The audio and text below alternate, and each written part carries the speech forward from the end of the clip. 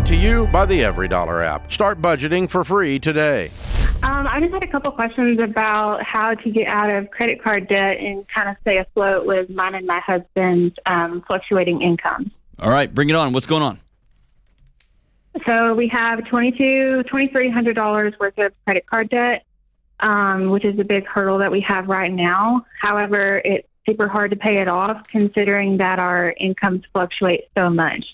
He could bring home anywhere from $1,600 to $4,000 a month, and I can bring home anywhere from $1,400 to $1,600 a month. What do y'all do? He works for a warehouse here in town, but the pay is competitive, and it's based off of work, and the attendance bonus can either double or cut your check in half, depending on if you were there the entire time or if you had to miss a day for any reason. And I work for UPS. Okay, so if he shows up to work, he'll make $4,000? Yes. So among other things, like it's based off of hourly, so it starts at $15 an hour, and the attendance bonus is an extra $5 an hour. So why wouldn't, I don't understand why it's not like school. I mean, just stay there.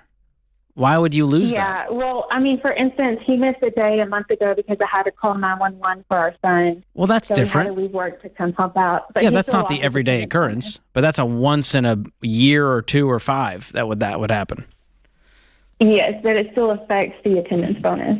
Okay. So if you miss one day, you lose the whole month's worth of attendance bonus?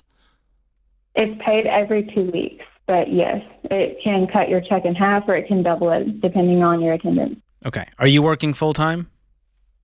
I work part-time at UPS, and we have it set that way. I work in the mornings, and he works in the afternoon till late at night so that we can avoid having to pay for childcare.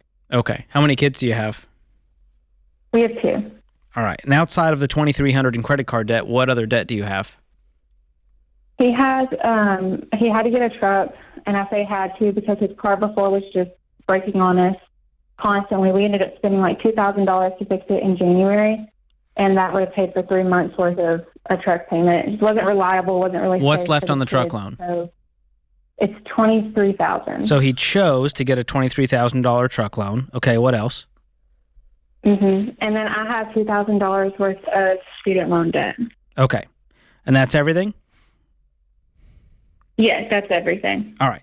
So all in all, we're about, we'll call it $27,000 in debt. Yes. What's your household income for the year, if you added it all up? I think when we filed our taxes, it was $67,000 last year. Okay.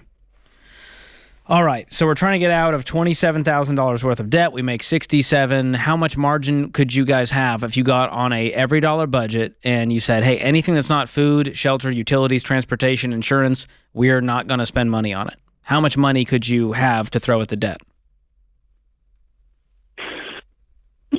I mean, on a good month where he makes $4,000, probably $1,000 a month. Okay. So $1,000 a month times 27 months means you're debt free in a little over 2 years. If you can throw $1,000, right?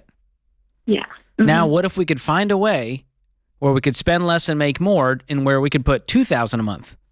Then we could pay it off in about a year, right? Yeah. Mm-hmm. Now we're talking. That sounds a whole lot better to me if we're going to sacrifice. Right. So that's where the budget comes into play. We look at the budget and we say, here's how much we're going to bring in this month. Here's what our expenses are. Every other penny is going to go toward our smallest balanced debt. Have you tried that yet? We have. I did Financial Peace University when I was 14. Oh, my goodness. And every 2 years since.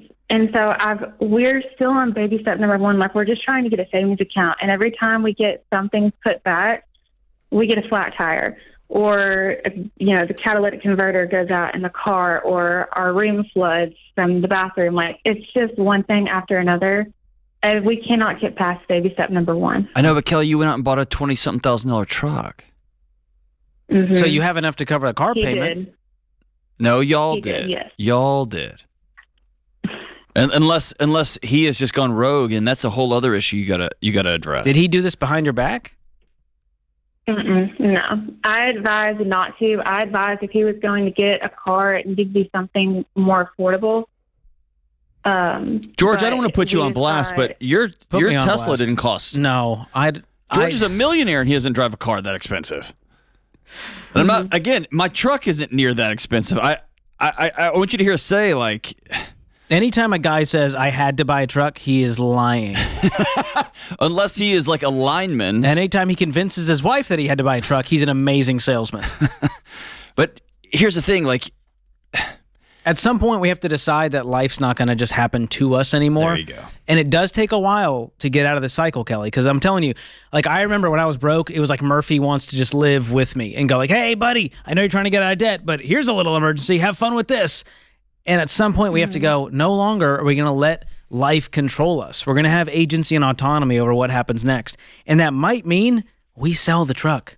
And here's a deeper issue. I am not going to work at a place that if I have to go take my son to a hospital, that I lose half of my income for the month. I refuse. I'm not going to be held hostage like that.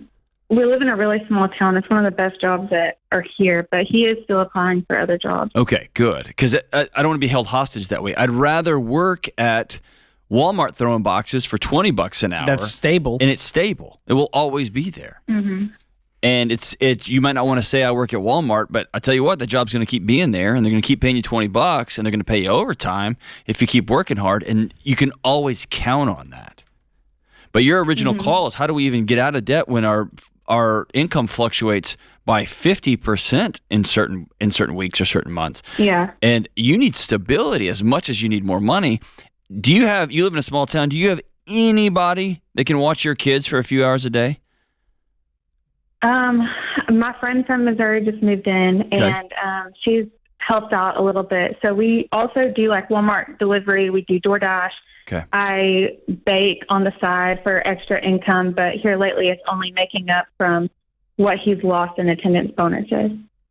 Okay. Well, the deal with a regular income is in that budget, if you have a regular income, for anyone listening, you're going to start with the 4 walls: food, utility, shelter, transportation. That gets paid first. If you make more than that, then we're going to cover the rest of the bills that need to get paid. But luxuries are out until this debt is gone, and I think he needs to strongly consider selling this truck and driving a beater truck for now, because we got to swallow our pride while we're getting our family to stability. And that's going to hurt. He's not going to like it, and I hope he doesn't come fight me, because I'm sure he could take me in a fight. So if he asks, John said it. I'll say it. Sell the truck, man. Your family's stability is way more important than looking fancy driving down the road. Create your free every dollar budget today, the simplest way to budget for your life.